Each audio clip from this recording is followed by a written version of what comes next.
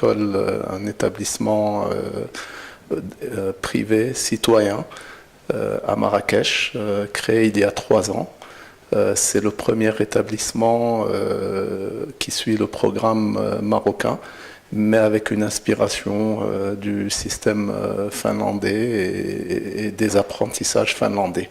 Comme vous le savez, les pays scandinaves sont des pays, et spécialement la Finlande, sont des pays qui donnent beaucoup d'importance aux ressources de leur pays, les ressources naturelles. Ils les placent au centre de toute leur communication et aussi de leurs préoccupations.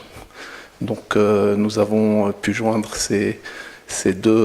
le système de l'éducation nationale marocaine, et nous avons pris toutes les best practices du système finlandais. Nous sommes le premier établissement qui se sont inspirés au niveau de ce système qui est le premier au monde actuellement dans les classements internationaux. Notre objectif, c'est d'être une école citoyenne. Et de par notre attachement à la Finlande, la préoccupation de l'environnement est très importante. Donc nous sensibilisons tous nos élèves à tout ce qui est environnemental. Et nous travaillons énormément sur un des principes fondamentaux de la Finlande, qui est l'équité. C'est-à-dire chaque élève est important. Et donner à chaque élève la chance de pouvoir étudier, la chance de pouvoir apprendre. Et comme vous le savez, en Finlande, il n'y a pas d'école privée.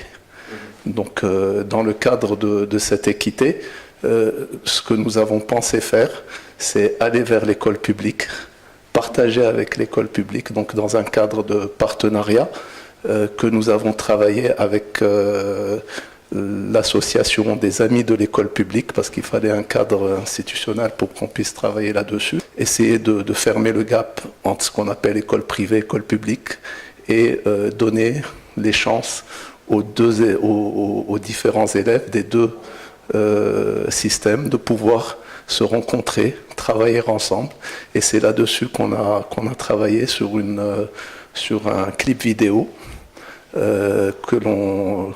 avec nos élèves, les élèves du 11 janvier, mais aussi le texte revu et préparé par l'association des amis de l'école publique gérée par Madame Ben Slimane.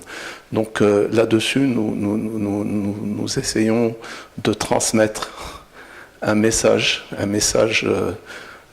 d'abord à nos élèves, par nos élèves à la COP22, aux habitants de la Terre, parce que ces élèves seront demain des adultes qui devront faire attention aux ressources naturelles de notre pays et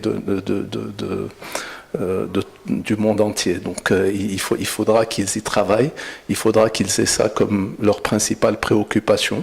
Donc au niveau de notre système scolaire, nous travaillons énormément sur l'épanouissement de l'élève. L'architecture a été conçue de l'école en ce sens. Vous avez tout le bloc central qui est le cœur de l'école, qui présente un certain nombre de salles qui sont spécialement dédiées à tout ce qui est artistique, art, théâtre, musique, bibliothèque, salle de conférence, pour recevoir des intervenants extérieurs. Entre autres, nous recevrons pour la COP22 un monsieur qui travaille énormément sur la construction de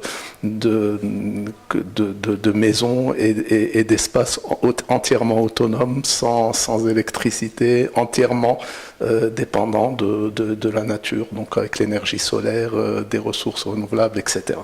Donc, sur aussi, pas uniquement pour la COP22.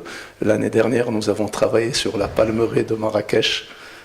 Cette année, nous travaillons encore sur tous les projets pour chaque niveau, sur tout ce qui est environnemental. Et c'est comment dire, réparti par niveau sur différents sujets qui vont des préoccupations de la couche d'ozone jusqu'à la replantation de certaines forêts, etc., sur lesquelles nous allons travailler.